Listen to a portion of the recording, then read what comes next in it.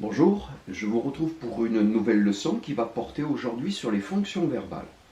Alors, première remarque, ne confondez pas nature et fonction. La nature d'un mot ou classe d'un mot, c'est son identité, telle qu'on la trouve dans le dictionnaire. Nom, verbe, déterminant, pronom, adjectif pour les natures de mots variables, préposition, conjonction, adverbe pour les natures de mots invariables. La fonction, c'est le rôle que joue ce mot à l'intérieur de la phrase. Et donc les fonctions ici verbales, elles dépendent du verbe. Le verbe, c'est le noyau de la phrase et autour de ce verbe gravitent des fonctions plus ou moins importantes.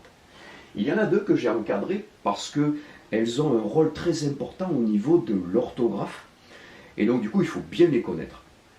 Le sujet, c'est celui qui fait l'action exprimée par le verbe. On le trouve très facilement, il suffit de poser la question qui est-ce qui suivi du verbe. Les enfants jouent dans la cour, qui est-ce qui joue dans la cour? Les enfants. Donc facile à trouver. Très important de trouver le sujet parce que c'est lui qui détermine l'accord du verbe. Donc il a un rôle fondamental au niveau de l'orthographe. Méfiez-vous des sujets qui parfois peuvent être éloignés du verbe et méfiez-vous parfois des sujets qui sont inversés, c'est-à-dire qui sont placés après le verbe. Dans la rivière nagent des poissons. Qui est-ce qui nage? Les poissons. Mais il faut que je mette le NT à nage, même si c'est placé derrière. Donc méfiez-vous de ce cas de figure.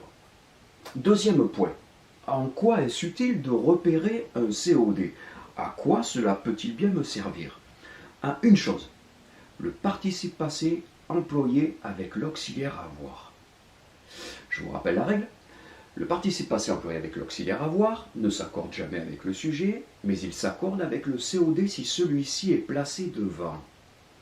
Il s'accorde avec le COD si celui-ci est placé devant. Donc ça m'oblige à être capable de repérer un COD. Alors, comment faire? Le COD, il répond généralement à la question quoi ou qui après le verbe. Je ramasse quoi? Des champignons. Hop, des champignons, c'est un COD. Je les ramasse, les, c'est un COD aussi. En fait, le verbe, il est toujours accompagné d'un sujet. Et la plupart du temps, il a besoin aussi d'être accompagné d'un COD. La plupart des verbes ont besoin de ces deux compagnons. Exemple, hier j'ai vu. Vous voyez, j'ai bien un sujet, je, mais mon verbe il a besoin d'autre chose. D'accord? J'ai vu des oiseaux. Il a besoin d'un autre groupe. Et ce groupe-là dont il a besoin, c'est un groupe indispensable qui s'appelle complément d'objet. Il a besoin de ce groupe-là. Hier, j'ai ramassé. Vous voyez que j'ai besoin d'autre chose. Donc j'ai besoin d'un sujet, le verbe ramasser, il a besoin d'un sujet, mais il a besoin aussi d'un complément d'objet. C'est quelque chose qui est important parce qu'on se rend compte que le COD donc, est un groupe fondamental dans la phrase. Alors il est vrai qu'il existe des verbes qui n'ont besoin que de leur copain le sujet, pas forcément besoin d'autre chose. Exemple, je marche, je m'assois, je rêve, je vole. Okay, pas je vole le stylo, par exemple. Okay, c'est pas la même chose, c'est pas le même verbe. Le verbe voler dans le sens de dérober a besoin d'un COD. Le verbe voler comme un oiseau, lui, n'a besoin de rien. Alors, un verbe qui a besoin d'un COD, on l'appelle un verbe transitif. Et un verbe qui n'a besoin d'aucun complément d'objet, on l'appelle le verbe intransitif. Voilà. Ça, généralement, c'est marqué dans le dictionnaire. Dans le dictionnaire, vous avez marqué VI ou VT. Voilà, verbe transitif ou verbe intransitif. Voilà les deux notions les plus importantes, les deux fonctions les plus importantes, le sujet et le COD, parce qu'elles vont nous servir pour l'orthographe. Les autres, COI et COS, sont beaucoup plus secondaires. Elles sont importantes syntaxiquement, c'est-à-dire qu'on en a besoin pour construire des phrases qui sont convenables, mais après, au niveau de l'orthographe, ça n'a pas vraiment d'utilité. Néanmoins, je vous en touche un mot. Le COI et le COS, c'est comme un COD, sauf qu'ils sont rattachés au verbe par une préposition, à ou de.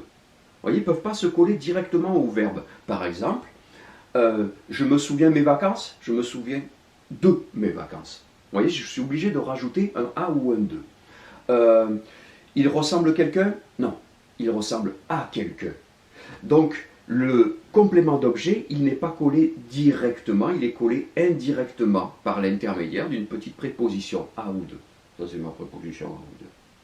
Voilà, donc c'est pour ça qu'on l'appelle indirect, parce qu'il n'est pas collé directement. Le complément d'objet second, eh bien, c'est un COI, mais qui est déjà accompagné d'un COD. Voilà, donc il change de nom. Voilà, je vous donne un exemple. Je donne de l'argent à l'UNICEF, je donne quoi? COD. Je donne à qui? COI. Mais du coup, comme il y a un COD déjà, eh bien le COI va s'appeler COS, va s'appeler complément d'objet second. Pas très important de le savoir ça. Alors ici, tout à l'heure, on a vu que le COD, on pouvait le trouver en posant la question quoi ou qui après le verbe. Là, il faut poser la question à quoi, à qui, de quoi, de qui, après le verbe aussi. Voilà pour cette fonction-là, donc qui est un peu plus secondaire. Et puis le complément circonstanciel,